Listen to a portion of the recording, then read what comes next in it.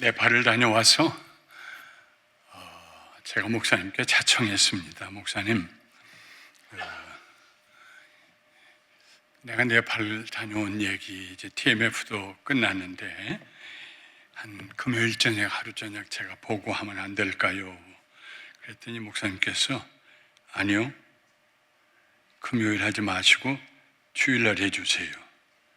그래서 제가 아니요, 금요일에 할 거예요. 아니요, 주일날 해주세요. 아니 목사님, 금요일날 할게요. 주일날은 목사님 설교하셔야죠. 아니 목사님, 주일날 해주세요. 제가 은퇴하면서 마음에 결심한 것이 하나가 있거든요.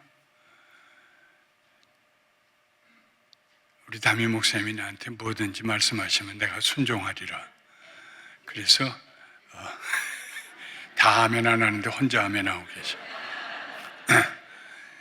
그래서 3번 거절하다가 제가 순종하기로 하고 오늘 말씀 전하기로 단을 썼습니다. 서기 전에 우리 네팔 출신이시고 여기 파라마운트에서 네팔인들 교회를 하고 계세요. 한 19년 전부터 한국에서 7년 동안 계셨는데 여러분 아시잖아요. 그런 이제 작은 나라에서 한국에 오신 분들이 얼마나 고생하시는 걸.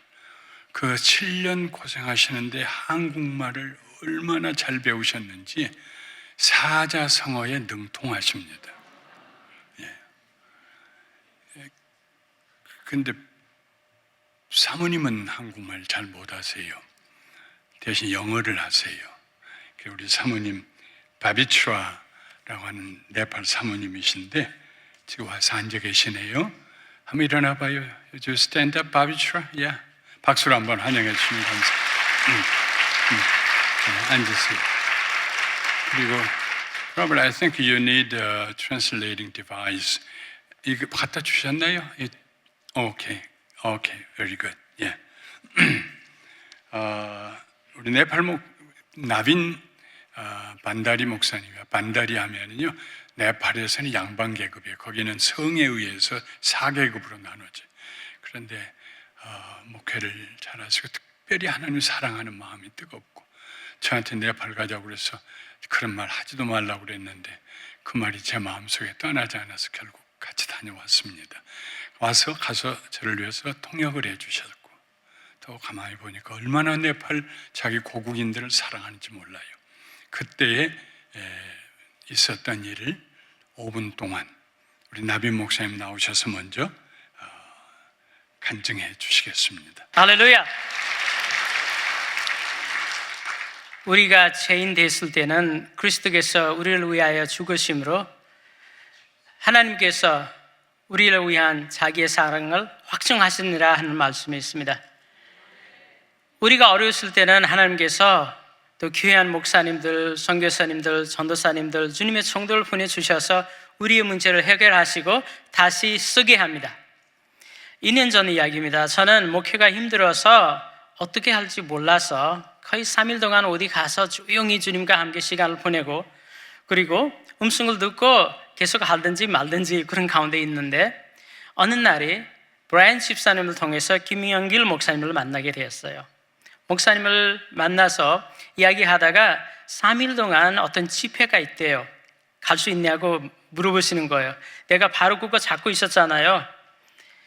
가는데요, 얼마나 은혜 받았는지 맛있는 음식 먹고 하나님께 영광 돌린 찬양들을 부르고 또 목사님께서 주신 그 말씀을 받고 은혜가 충만했습니다. 그리고 내려오는 길에 저는 이렇게 어렵다고 할 때 하나님께서 이렇게 베풀게 하시는데 이런 좋은 교육을 누구한테 또 마련할 수 있을까 하다가 네팔 어렵게 신앙생활을 하는 목사님들, 목회하는 목사님들 생각이 났어요. 그래서 목사님께 부탁드렸어요. 아까 목사님 하신 말씀이 네팔까지 갈 수 있냐고. 또 멀리 있잖아요. 네팔은 한 20시간 가야 돼요. 비행기로 참 멀리 있어요. 그래도요, 하나님께서 모든 것을 준비해 주셨고 또 은혜가 넘치게 해 주셨어요. 네팔에 갔습니다. 3일 동안 집회를 했어요.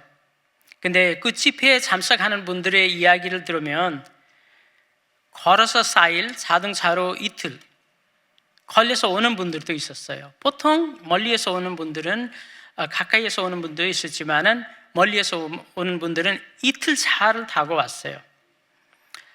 집회가 얼마나 은혜스러운지요. 세미나 목사님이 이렇게 35년 동안 겪었던 그 모든 그 일들을 또 주님께서 어떻게 인도하시나 그 모든 것을 그 집회 그 세미나에 우리에게 가르쳐 주셨습니다. 근데 중요한 것은 거기서 한 가지 있었어요. 모든 걸 목사님께서 이렇게 지혜롭게 해주셨어요. 거기서 목사님이 이야기할 때는 거기 목사님들 자기 현장에서 자기가 겪고 있는 것을 느끼는 거예요. 그래서 우리가 이제 3일 동안 해서 3일 아침에 간증의 시간이 있는데요. 거기에 대한 한 몇 가지를 말씀드리겠습니다. 하나는 목회도 아닌데 목회하는 분들도 아닌데 젊은 사람이 와서 마이크를 들면서 말도 못하더라고요. 간증하러 왔는데 말을 못해. 그냥 입만 뭐 이야기하려고 하는 것 같은데 말을 못하더라고요. 왜 그러냐? 그래, 은혜가 너무 많이 받았대요. 이런 가르침이 지금까지 받는 적이 없대요. 또 다른 목사님들 이야기를 들었어요. 20개 이상의 세미나를 가봤는데 평생 동안 세미나를 몇 번 가는데 근데 이런 말씀은 우리가 들어보지 못했다. 여러분들만 여기서 목사님을 통해서 영육 받는 거 아니고요. 이제 네팔 땅에서도 새로운 힘이 생겼어요. 아멘. 목사님들이 간증하면서 또 한 목사님이 간증하면서 울으시더라고요. 또 우리가 간증한 시간이 다 안 돼서 이제 떠나야 되고 한 차에 한 20명 정도 되는 우리 목사님들 멀리서 오신 목사님들 계셨는데 가는 길에 차례대로 간증을 했대요. 간증하면서 울었대요. 왜 울었을까요? 4일 걸려서 왔다. 내가 고생했다 해서 우는 거 아닙니다. 힘을 얻었다고, 하나님께 그 필요함을 채우셨다고 하나님께 감사하면서 간증하는 거예요. 얼마나 하나님께 영광 드린 일입니까? 여러분들이 물으실 거예요. 목사님께서 뭘 하시나 지금? 어떤 목사님께서 지금요 더 널리까지 가서 희망을 주고 있습니다. 목회자들을 더 주고 있습니다. 그 중에 저도 하나입니다. 저도 이제 목사님의 2번 집회 가면서 다시 한번 힘을 얻었습니다. 마지막으로 이제 집회를 끝나고 우리도 집으로 가는 길에 한 목사님 집에 잠깐 들렸어요. 그 목사님이 하시는 말씀이 평생에 내가 목회했는데 내가 부족한 것을 많이 느꼈고 다시 한번 교육이 생긴다면 저는 200에서 300명 목사들만 모아서 준비할 수 있는데 다시 한번 해줄 수 있네요. 저보고. 저는 못하죠. 제가 하는 거 아니고 모든 것은 하나님께 있습니다. 여러분들이 얼마나 행복하십니까? 얼마나 축복받는 분들입니까? 이런 김인글 목사님 그리고 구 목사님 또 여러 목사님을 통해서 하나님께 영광 돌리고 또 힘을 내고 신앙생활 잘하는 것은 얼마나 감사한 일입니까? 우리 다 같이 한번 하나님께 박수 보냈습니다. 감사합니다. 처음에 얘기한 그 어떤 청년이 그때 평신도는 2명만 왔어요. 64명 중에서. 그 중에 한 사람이 한국 은혜교회에서 가신 어떤 선교사님이 14년 동안을 양육하면서 목사되라고 그러는데 돈도 잘 벌고 똑똑한데요. 학생을 사립학교를만 600명을 가지고 있고 아주 사업에는 눈이 그냥 뜬 친구인데 말을 안 들어요. 똑똑한 네팔 생긴 것도 아주 잘생기고 이번에 나한테 와가지고 목사님 패스트가 우리는 오늘 저녁만 그냥 갈 거야 있다. 그래서 가라고 그랬더니 끝까지 남아가지고 은혜를 받아서 3분 동안을 울면서 얘기를 못하고 서 있어요. 그래 내가 다 끝난 다음에 안수하고 하나님 너 부르실 때 아니요 하지 말아라. 너는 목사 될 사람이다. 그렇게 안수해주고 왔습니다. 그 얘기를 하고 있는 거예요. 처음에 네팔에 도착했을 때 좀 혼란스러웠습니다. 8월에 폭동이 일어났잖아요. 그리고 11월 초에 저희들이 갔잖아요. 얼마나 불을 많이 질러놨는지 몰라요. 34개 슈퍼마켓 가운데 32개를 불질러 버렸어요. 왜냐하면 장관들, 차관들 이런 사람들 소유라고 그래가지고 한 10층짜리 힐튼 호텔도 불질러 버렸어요. 난리법석을 쳤어요. 그런 상황 가운데 갔는데, 그런데 또 도착해 보니까 온 나라가 우상 숭배로 가득 찼어요. 차를 타고 가는데 개들마다 전부 머리 위에 빨갛게 페인트 칠을 했어요. 내 속으로 저건 잡아먹으려고 표시를 했나. 그래서 왜 저렇게 했느냐 그랬더니 세상에 1년 365일 중에 하루는 개에게 사람들이 절하는 날이 있대요. 원숭이도 섬기고 개도 섬기고 물론 소도 안 먹고 전체 나라가 힌두교, 팔 여러 개 올라갔다 내려갔다 하는 여자신 다신교가 있는 그 힌두교, 그런 나라예요. 카트만두에 내려가지고 쌍발 비행기를 타고 25분을 다시 날라서 산 하나 건너가가지고 시타원이라는 곳에 가서 집회를 인도하려고 갔는데, 멀리 히말라야 산맥에 흰 눈이 덮인 산맥은 보이지만 마음이 무거웠어요. 뭐라고 해야 되나. 교회 도착해 3층으로 올라갔습니다. 올라가니까는 남자 목사님들과 사모님들 한 10명 이렇게 앉아 있어요. 옛날 1950년대 한국처럼 남녀 자리가 구별돼 있어요. 그리고 전부 의자 없이 땅바닥에 그냥 카페도에 앉아 있어요. 뒤에 가서 의자에 앉았습니다. 찬양팀이 찬양을 했어요. 서서 같이 찬양을 들었어요. 곡이 참 아름다웠어요. 근데 우리 나비 목사님이 내 뒤로 와서 내 귀에다 대고 그 찬양을 번역해 주었습니다. 주님 같으신 분 없네, 주님 같으신 분 없네. 온전히 충만하시며 기쁨과 사랑 넘치신 영원히 변치 아니하신 주 하나님께서 말씀하시니 땅과 하늘이 생겼고 하늘과 천사 주의 지혜로 모두 지음을 받았네. 전능하신 모든 지혜의 아버지 영광 받으소서. 경배 찬양드립니다. 그 우상이 팽배한 나라에서 목사님들이 모여가지고 순전한 마음으로 하나님을 찬양하는데, 하나님이 지으셨습니다. 우리를, 그리고요 땅과 하늘을요, 저 에베레스트 산들도요 하나님이 하나님이 창조해 주십니다 하고 노래하고 있는 거예요.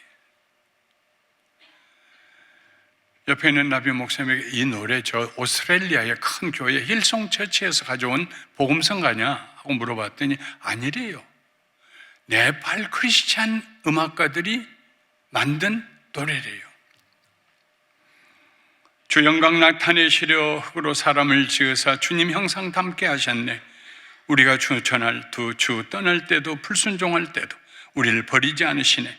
거역한 사람 부르시고 친히 그들을 살리며 조건 없는 그 사랑으로 죄인된 우리 품으셨네. 자비롭고 인자하신 예수님 영광 받으소서. 경배 찬양 드립니다.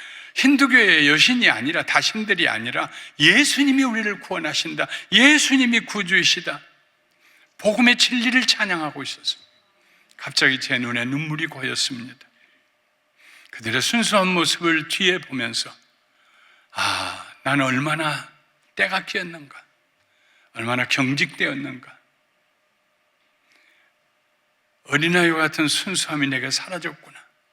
TMF의 공식적인 마지막 일정인데 하나님께서 그 네팔에서 저를 만나주고 계셨습니다. 그래서 가지고 와서 그냥 음원 노래만 주고 우리 김광인 전사님이 악보 만들고 백승호 목사님께서 가사 이렇게 붙여가지고 여러분들이 오늘 아침에 그 찬송을 불렀습니다. 여행을 다녀오면서 자꾸만 제 마음속에 어떤 인물이 생각났습니다. 성경의 인물입니다. 게하시입니다.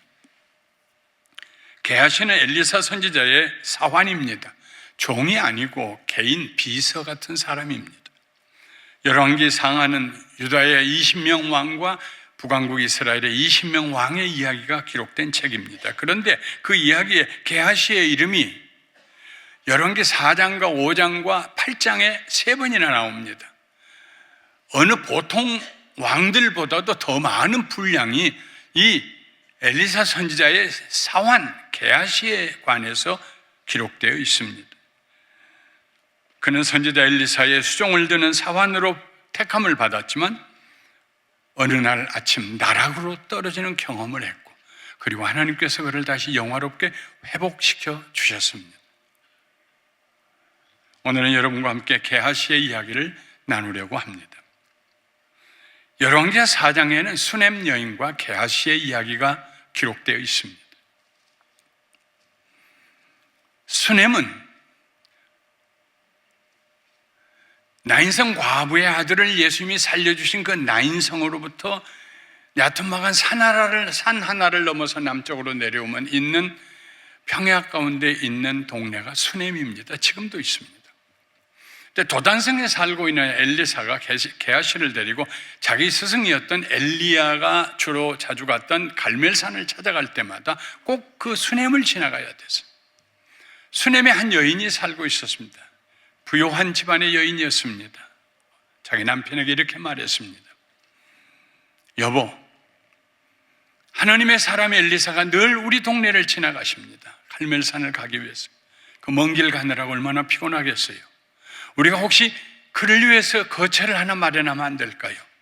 그래서 그 남편이 나무 위에다가 집을 하나 조그맣게 방 하나짜리 책상 하나 놓고 등대 놓을 수 있는 거처를 마련했어. 엘리야와 게하시가 도단에서 갈멜산을 향해 갈 때마다 거기서 머물러 쉬고 올 때 또 거기 머물러 쉬고 그랬습니다. 생각해 보니까 너무 고마워요. 엘리사가 그 여인을 오게 했습니다. 그리고 여인이 앞에 서 있고 게하시가 옆에 있는데 게하시에게 그 여인에게 물어봐라. 뭘 해주면 좋을지. 게하시가 아주머니 뭐 해줬으면 좋겠냐고 우리 선생님이 물어보시는데요. 한 방 안에서 하는 얘기입니다. 게하시는 엘리사의 입이었어요.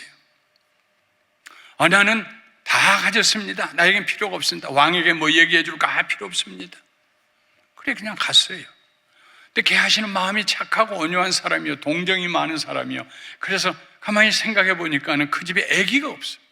남편은 나이가 많았는데 늙었는데 부인은 젊은데 선생님 이 집에 아이가 없습니다. 그래? 그럼 다시 오게 해라. 앞으로 내년 이맘때에는 내가 아이의 젖을 물리게 될 것이다. 아이고 선생님 나이가 그런 말씀하지 마소서 했는데 1년 후에 젖을 물리게 돼서 아들을 낳았어요. 그 아들이 컸습니다. 아버지 손을 잡고 얼마나 귀여웠겠어요. 나이 먹은 아버지가 노년에 아들이 처음으로 생겼는데 그 아들을 데리고 추수하는 밭으로 갔는데 가서 있다가 아이가 갑자기 아빠 나 머리가 아파 그래서 엄마 데려다 줘라 했는데 엄마 품에서 죽었어요. 그 어머니가 나귀를 타고 갈멜산에 있는 엘리사를 찾아갑니다. 다리를 부둥켜 안고 내가 언제 아들 달라고 그럽니까? 그래서 엘리사가 돌아와서 그 아이의 위에 엎드려가지고 하나님께 기도하고 그 아이가 살아납니다. 이게 열왕기하 4장에 기록된 이야기예요. 열왕기 5장으로 넘어가면 나아만 장군 얘기가 나옵니다. 문둥병자였죠. 아람의 이름난 장군이었는데 그 장군 때문에 그 나라가 여러 번 위기에서 구원을 받았는데요. 문둥병자가 되었어요. 이스라엘에서 잡혀온 한 여종의 말을 듣고 이스라엘에 가면 문둥병을 고칠 수 있다는 말을 듣고 은과 금과 의복을 바리바리 싸가지고 총자들과 함께 내려옵니다. 그리고 고쳐달라는 아람 왕의 편지를 전합니다. 그 말을 듣고 이스라엘의 요람 왕이 자기 옷을 찢었어요. 내가 무슨 수로 문둥병자를 고친다는 말이냐. 이는 기회를 엿봐서 시비를 걸어가지고 우리나라를 다시 침략하려고 합니다. 그 당시 아람과 이스라엘이 수도 없이 싸웠습니다. 일진일퇴를 거듭하고 있었어요. 그 말을 듣고 엘리사가 그 나아만을 내게 보내소서. 엘리사가 나아만을 요단강으로 보내죠. 가서 7번 물에 잠그고 일어나라고. 자세한 얘기는 제가 생략합니다. 집에 가서 꼭 읽어보십시오. 7번째 물에 들어갔다 나오니까 온몸이 어린아이 몸처럼 됐어요. 몸에서 나병이 사라졌습니다. 진물 흐르던 것도 멈추고 딱지도 떨어지고 골맞던 것도 낫고 너무 고마워서 은과 금을 내려놓았습니다. 은은 750파운드요. 요즘 시세로 하면 100만 달러입니다. 금은 금 조각 6,000개요. 요즘 시세로 하면 6천만 달러입니다. 1,000만 달러입니다. 거기다 아주 최고급 옷을, 속옷, 겉옷, 외투할 거 없이 10벌을 선물로 가져왔습니다. 받으시라고. 엘리사가 손사래를 쳤어요. 안 받는다고. 받으시라고. 안 받는다고. 받으시라고. 안 받는다고요. 그러면 선지자님, 나에게 나귀에 싣고 갈 수 있는 2마리 나귀에 싣고 갈 수 있는 이 땅에 이 흙을 좀 주십시오. 내가 이제부터 가서는 그 흙 위에서 하나님에게만 제사 드리겠습니다. 그거 못할 거 없지. 그래서 흙을 나귀 2마리에다가 싣고 떠납니다. 은도 금도 의복도 다시 가지고. 근데 그때 속이 불편한 사람이 하나 있었어요. 먹은 게 소화가 안 되는 사람이 하나 있었어요. 게하시예요. 아니 저걸 왜 보내느냔 말이에요. 우리 엘리사 선생님은 하늘하고 연결돼서 하늘 얘기는 잘하는데 세상 것은 모른다고. 지금 부엌이 어떻게 됐는지 모른다고. 시도 때도 없이 손님 들어오면 먹을 것도 없고, 선지자의 생도가 50명인데 가족들까지 다 데리고 와서 한 끼 먹이려고 그러면은 머리가 복잡한데, 그거 좀 받아놓으면 안 돼? 저렇게 사람이 답답할 수가 있어. 아이고, 우리 선생님은 하늘만 통했지 세상은 통하지 않은 사람이. 아이고. 어느 순간 게하시의 마음에 교만이 들어왔어요. 나 같으면 그렇게 안 해. 인생을 그렇게 사는 거 아니야?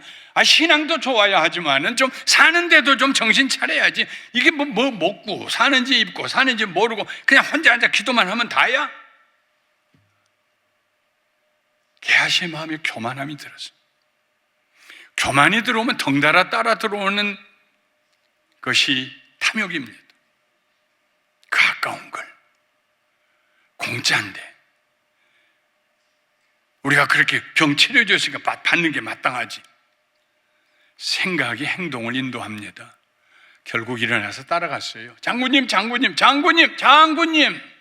왜요? 평안히로 오셨습니까? 예, 평안합니다. 근데 왜 오셨어요? 갑자기 멀리서 선지자 생도 2명이 왔는데 먹을 것도 없고 입힐 것도 없네요. 은 한 동이하고 1달란트 75파운드 10만 달러의 가치입니다. 옷 한 벌만 주세요. 아이고, 은 2달란트를 주고 2벌을 주고 자기 종자에게 그렇게 들려서 보냈습니다. 오다가 엘리야에게 들킬까 싶어서 멀리서 숨겨놓고 엘리야 앞에 시침대고 섰습니다. 게하시야, 예, 어디 갔다 왔느냐? 그냥 네가 그 나만 장군 만날 때 네 양심에 하나님 말씀하지 않으시더냐? 지금이 어떻게 은을 받을 때냐? 지금이 어떻게 금을 받을 때냐? 오직 하나님을 다시 보고 하나님이 나를 치료하셨습니다. 하나님 같은 신이 없습니다. 이런 마음을 가지고 지금 아람 땅으로 가고 있는 그 새롭게 마음이 신앙으로 새로워지는 그 나만 장군에게 가서 은 받고 의복 받고 돌아올 때에 하나님의 영광을 가리우는데 너 괜찮더냐? 게하시가 말을 못하고 서 있었겠죠? 그때 엘리사가 말합니다. 나아만이 앓던 문둥병이 너와 네 자식에게 임할 것이다. 그 순간 게하시는 문둥병자가 됩니다. 문둥병자가 되면은요, 얘기할 거리 없어요. 그냥 쫓겨나는 겁니다. 옛날 제 어렸을 때도 문둥병에 걸린 사람은요, 동네 쫓겨나 산속에 살았어요. 어머니들이 갔다가 음식 갖다 멀리 놔두면 그거 갖다 먹고 그랬어요. 그러다가 소록도로 전부 모였어요. 가락으로 떨어졌어요. 누가 게하시를 만나려고 그러겠습니까?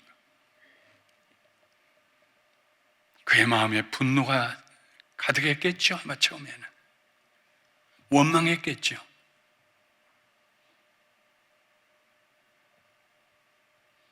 그런데 열왕기하 8장에 가면은 그 게하시가 말이죠, 요람 왕과 독대하고 앉아서 얘기하고 있습니다. 상상해 보세요. 왕이 문둥병자하고 앉아서 얘기하겠습니까? 입을 가리고 화로다, 화로다, 재앙이다. 그래서 돌 하나 던질 만큼 거리를 유지하고 돌아다니고 숨어진에 사던 사람들, 그러다가 살이 썩어서 죽어가는 사람들이 문둥병자들이에요. 근데 게하시가 지금 요람 이스라엘의 왕하고 같이 독대하고 앉았습니다. 그게 오늘 우리가 읽었던 본문 말씀입니다. 무슨 일이 일어났을까요? 게하시의 문둥병이 낫다는 걸 전제하는 거 아니겠습니까? 문둥병 안 낫고야 어떻게 왕하고 앉아 있겠습니까? 낫어요. 그런데 옛날에는요, 나환자들이 병을 앓다가 고침받으면은 음성 나환자라고 불렀습니다. 요즘에는 음성 나환자란 말을 안 씁니다. 그걸 한센시 병이라고 부르고, 지금도 나은 사람들을 한센인이라고 부릅니다. 보통 암에 걸렸든지 무슨 다른 수술을 했든지 그 병 나섰으면은 그냥 우리는 그 사람을 이름으로 부르지, 전 암 환자 이렇게 부르지 않지 않습니까? 근데 나병 환자만 한센인이라고 지금도 불러요. 가까이 하기를 원치 않아요. 뭐가 묻어 있는 것 같아요. 그래서 자기들끼리 동네에 따로 삽니다. 지금도 그래요. 제 먼 친척 중에 한 분이 나병에 걸렸어요. 제가 고등학교 때 오셔서 하룻밤을 제하고 같이 한 방에서 잔 적이 있어요. 오른쪽 다리 하나를 절단하고 다 나았다고 그랬는데 참 죄송하게도 그 밤 내내 제가 선잠을 잤어요. 나병이 옮기면 어떡하나. 믿음이 참 좋은 장로님이셨습니다. 지금은 나병에 걸려도 6개월 내지 1년만 치료하면 완치됩니다. 균이 없는 사람을 한센인이라고 불러요. 그래도 사람들이 멀리 한다고요. 그런데 요람 왕 앞에 게하시가 앉아 있습니다. 왕이 물어봅니다. 엘리사 선지자가 했던 큰 일들 중에 어떤 일이 있었냐고 물어봅니다. 지금 7년 기근이, 무서운 기근이, 그게 6장과 7장에 기록된 기근입니다. 끝나고 나서 무슨 일이 있었냐고 물어봅니다. 어떤 기적을 행했냐고 엘리사가. 그때 수넴 여인 얘기를 해요. 근데 그 수넴 여인은 흉년이 시작하고 기근이 시작하던 7년 전에 그 여인에게 엘리사가 찾아와서 앞으로 7년 동안 큰 기근이 올 터이니까 다른 데 가서 살다 오라고. 그래서 블레셋 지역에 가서 살다가 7년 만에 돌아왔어. 그 얘기를 하고 있었어요. 근데 그 얘기를 하고 있는데 한 여인이 와서, 왕이요, 제 청을 들어주세요. 제가 7년 전에 기근 때문에 떠났었는데 와보니까 내 집을 다른 사람들이 살고 있고 내 전답도 다른 사람들이 다 자기 거라고 그렇게 하고 있습니다. 좀 내 원한을 풀어주세요. 보니까 바로 수넴 여인이에요. 예, 왕이요, 맞습니다. 저 여인입니다. 저 여인. 엘리사가 애 낳게 했고 그 애가 죽었을 때 살려줬던 여인입니다. 참 하나님께서는 타이밍을 얼마나 잘 맞추셨는지 몰라요. 하나님께서 게하시를 회복시켜 주셨습니다. 그냥 회복됐을까요? 이제 성경에는 기록되어 있지 않지만 하나님이 우리에게 주신 상상력을 동원해 보십시다. 게하시가 하나님 앞에 회개하기 시작했을 것입니다. 처음에 분노하고 원망스럽고 섭섭했던 마음이 사라지고 난 다음에 실체가 보이기 시작하니까 자기의 교만함이 보이고 자기의 탐욕이 보여서 하나님 앞에 회개합니다.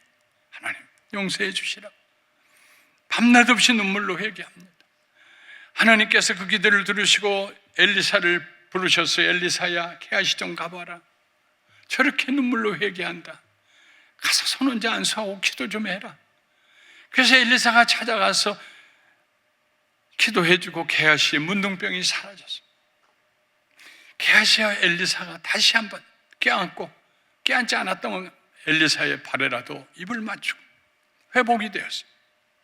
근데 그냥 회복이 되어도 사람들이 멀리하지 않겠습니까? 동네 사람들도 안 만나려고 하지 않겠어요? 그런데 어떻게 왕이 게하시를 불렀다가 회복된 문둥병자였다가 회복된 게하시하고 얘기를 나누고 있습니까?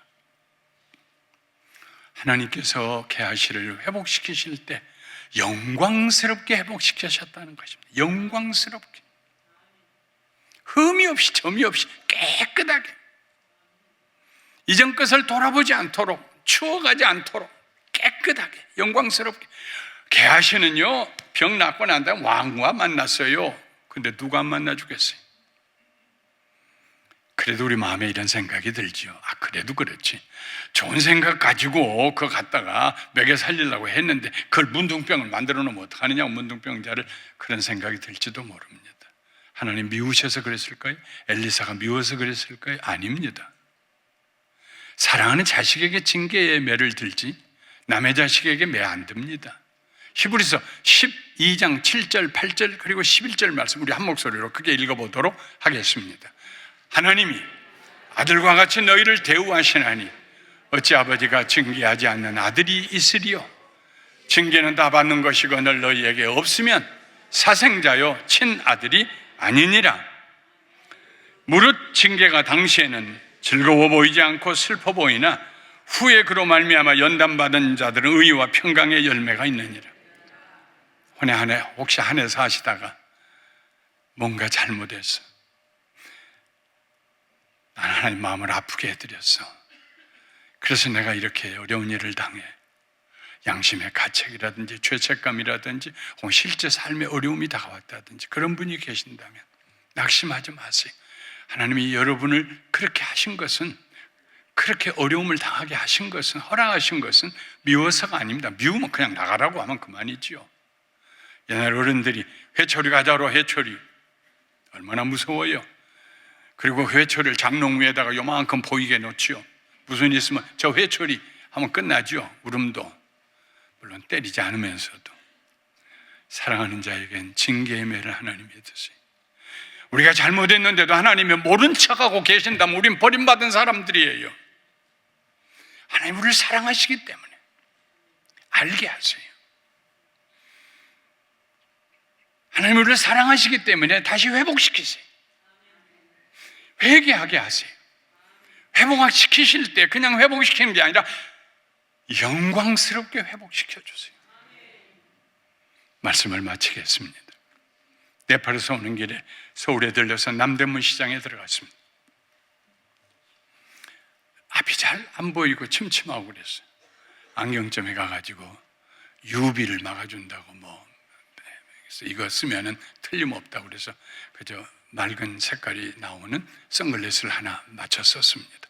집에 와서 착 차를 타고 이제는 앞이 잘 보이겠지 했는데 똑같아요. 분명히 세차장에 가서 앞에를 내가 다 닦고 했는데 똑같아. 백내장이 왔나 보다. 의사하고 얘기해서 수술 받아야지. 그래도 이때까지 안 했으니까 좀 늦게 하는 편이지. 나는 내 아내는 10년 전에 했지만은 나는 꽤 오래 썼네. 그러다가 우연히 그래도 하고 부엌에 가서 그릇 닦는 세제를 듬뿍 수건에다 묻혀가지고 와서 운전석에 앉아서 아내를 한번 닦아봤어요. 와, 신세계가 열렸어. 차를 사고 8년 동안 한 번도 아내를 안 닦았기 때문에 그걸 닦고 나니까 막 완전히 얼마나 제가 놀랬는지요. 금년 안에 사시다가 때가 많이 낄 수 있습니다. 사람들 사이에 부대끼면서 일하다가 건강 때문에 원망스러운 일이 있어서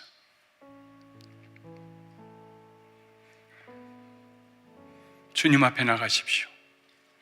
주님 앞에 나가서 때를 벗길 수 있는 오늘이 딱 좋은 날 아닙니까? 앞으로 2, 3일이면 2026년을 맞이합니다. 주님, 저를 좀 회복시켜 주세요. 회복하면은 잃어버렸던 것을 다시 회복합니다. 뭘 우리가 잃어버렸나요?